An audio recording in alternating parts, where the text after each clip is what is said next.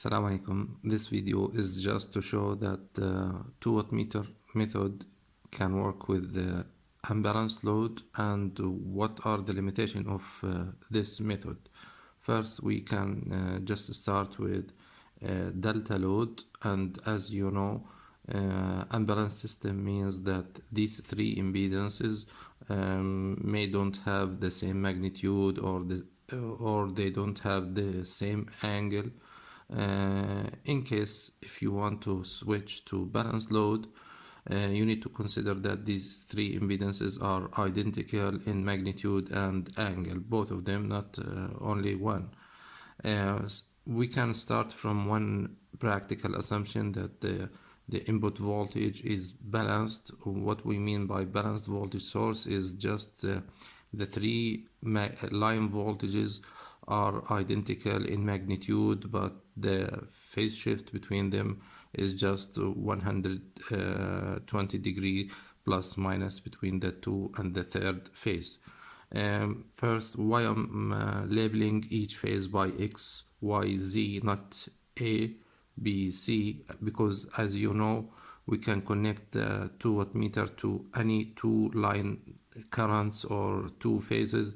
So we don't care if you are connecting the 2-watt meters with the phase A or B or C. So to keep it general, we use X, Y, Z, and we don't care.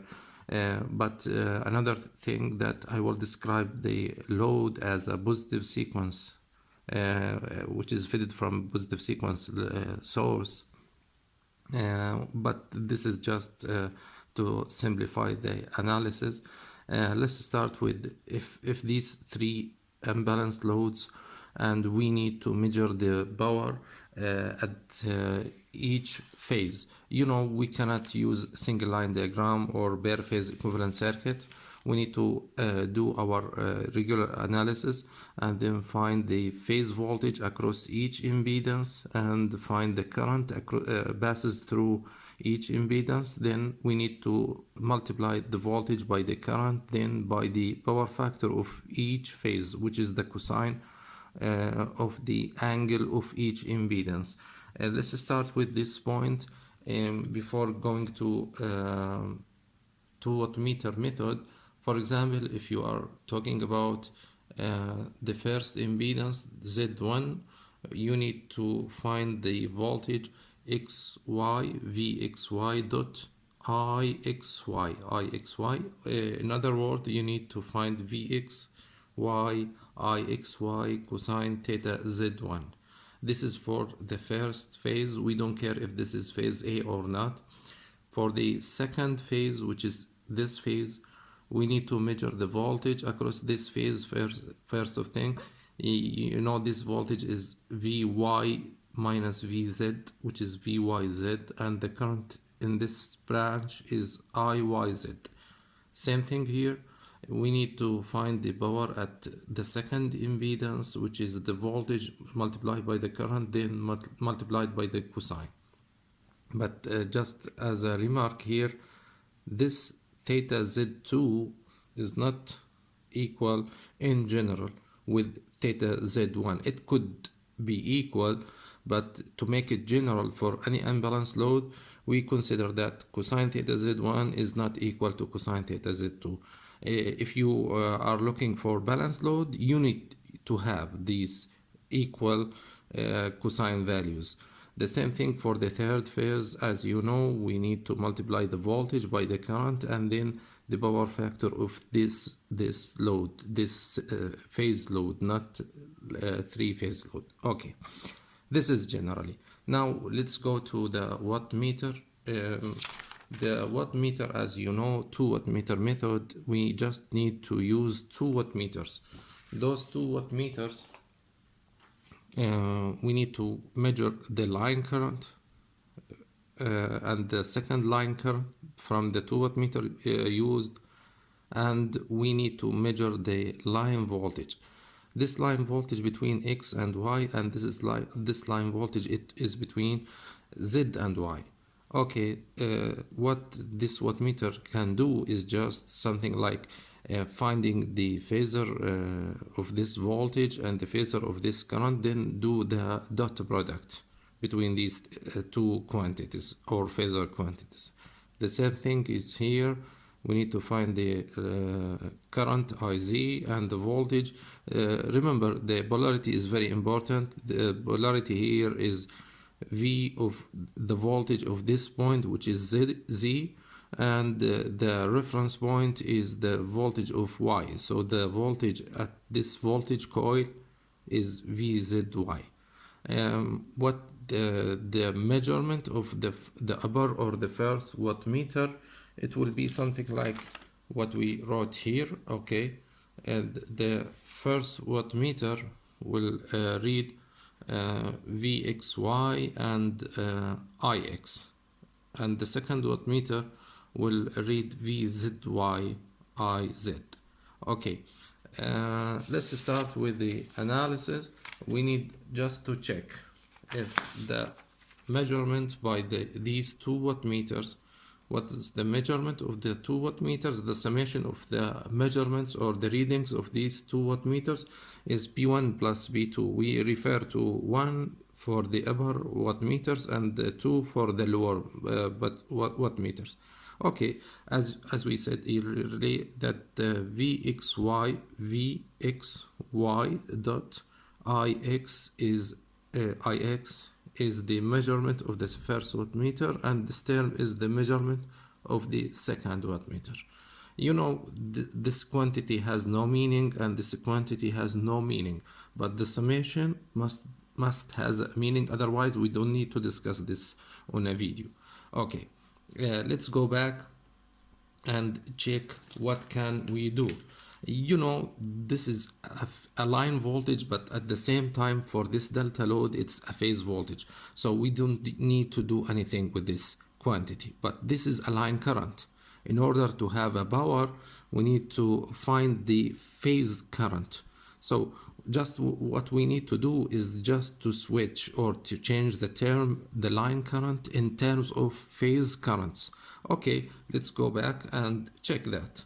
What's IX? IX is the current coming from this branch, then it will be divided to this branch and also this branch. So if you do just KCL at this point, you will have that IX is just IXY and end with minus IZX.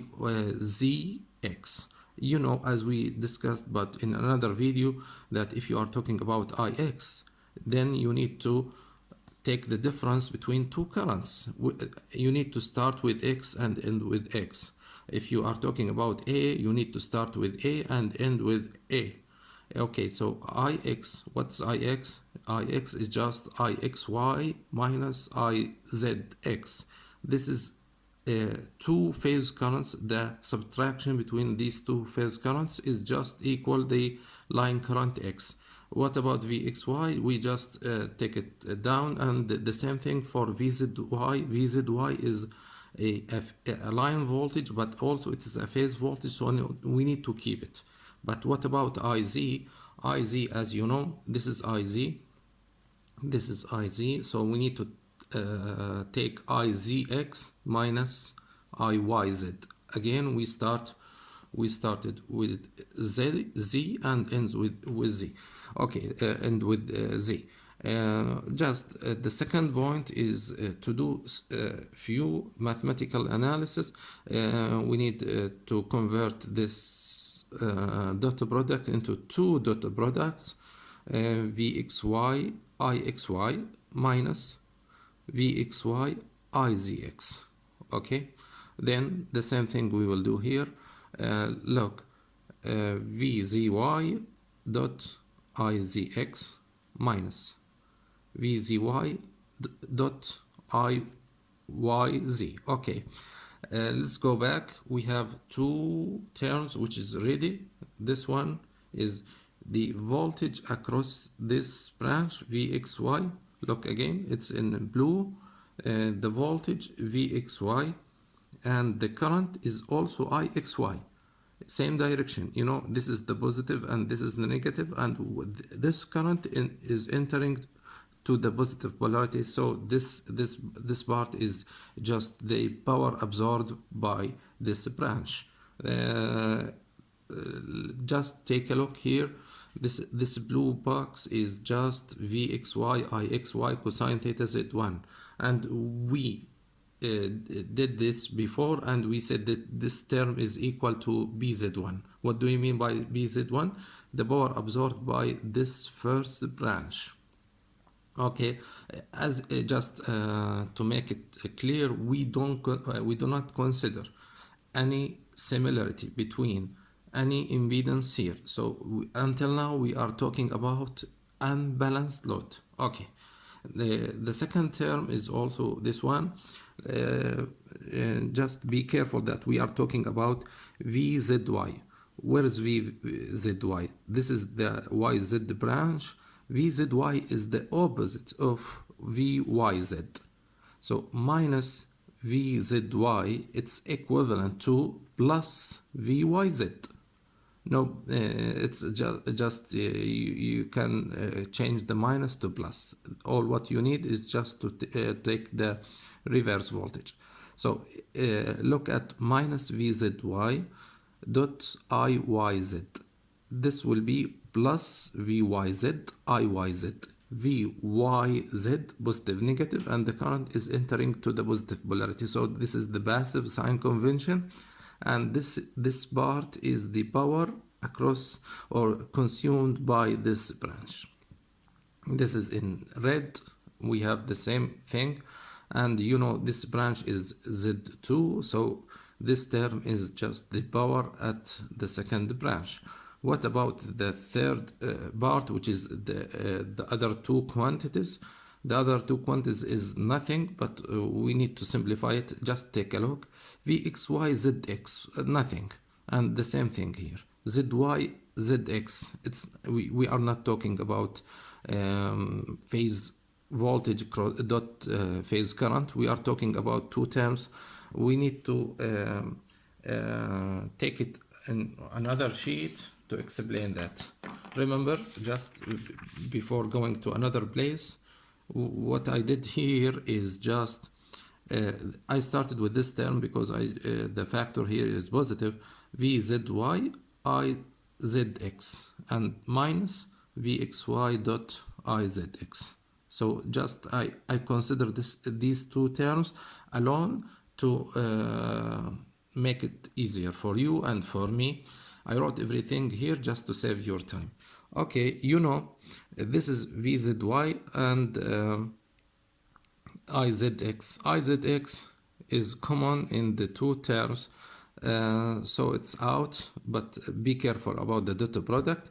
We need to keep the order. So IZX on the right side, and the other two terms VZY minus VZX are on the left side.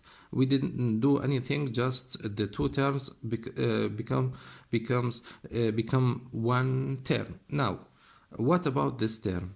Let's go back to the first assumption. We assume that the system is balanced, and we know that the voltage is always balanced or almost balanced.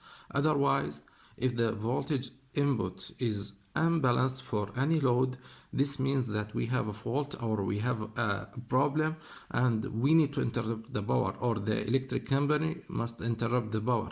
So this is a practical assumption that the summation of the three line voltages is equal 0. We know this as we are using three-wire system. Okay, go back and check this equation. We struggled with this term VZY minus VXY. We know, as we said before, the summation of the three voltages is equal to 0. So what we need to do is just to consider that VZY and VXY. Where is these terms? This term is ZY, and here we have YZ. What's the meaning of that? This term is equal the negative of this term. This is important, otherwise we cannot continue. VZY and VYZ are equal in magnitude, but the angle is just completely out of phase, so we have minus. Okay, take this part to another side, or another way, take this part out, VZX. So we have minus VZX equal these two terms. This is what we did here. This is the blue one and this is the blue one, okay, and this is the red one and this is the red one. We just switch this to the right, so we have this negative. Okay, again, this term is VZY, not VYZ, minus VXY. We just switch these two terms or polarity points. So VZY and VYZ are equal but negative. So we have minus voltage. Take it out. Now we have minus, the summation is equal the positive. Here the summation is equal negative, but here the summation multiplied by negative, so it is positive. These two equations are identical. Okay, so what we have is we can replace this term by what? VZX. Okay, so if we replace this term by VZX, then what we have is VZX dot IZX. Remember ZX, so we are talking about this branch. This branch is ZX branch. VZX dot IZX is equal VI cosine phi. Okay, and let's go back to the previous discussion. As we said, we have these two terms, and these two terms ends by VXY, IXY, VZX, IZX, cosine theta Z3. So this term is the power at Z3. Remember, we do not consider any similarity between this power factor, this power factor, this power factor. Again, we do not consider any similarity between this current and this current and this current. Why we did this? Because we consider that the load is unbalanced. So they may have different currents and they may have different power factors at each phase, I mean. Okay, again, if you are looking for balanced load, then this term is equal this term and this equal this term. And the same thing for the currents. We have similar currents, similar cosines. Then we have 3 multiplied by any factor is equal to the 3 quantities. This is just proof for balanced load. But for unbalanced load, still what we have is just B1 plus B2, which we start here, is just BZ1 plus BZ2 plus BZ3. What does that mean? This summation is the summation of the power consumed in the 3 branches. In the 3 branches, we don't consider any similarity in these 2 branches. So this is the first part. But what if the load is Y connected, not delta connected? Mathematically and practically at the same time, you can convert this any unbalanced delta to unbalanced Y. So virtually they are doing the same job. If they are doing the same job, this means this work is also for unbalanced 3-wire Y connection. But where is the problem? The problem if we have something like 4-wire system.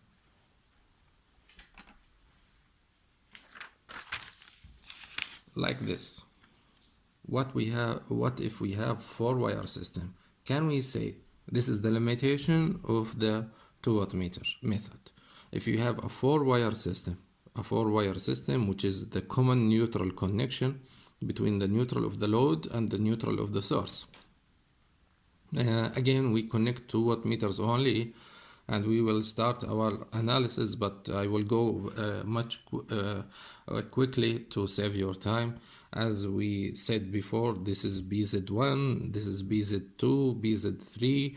We don't care if they are balanced or unbalanced. Just take a look for these things, and the same thing for the 2 watt meters. The first watt meter will have this measurement, and the second watt meter will have this measure. This is a dot product. Again, what we need to do is just start with what's B1 plus B2, as B1 has no meaning, B2 has no meaning, but the summation has a significant meaning. Okay, let's start with this point. B1 plus B2 is this term plus this term. As we said before, we have Ix. This Ix is the phase current, so keep it. Keep Ix.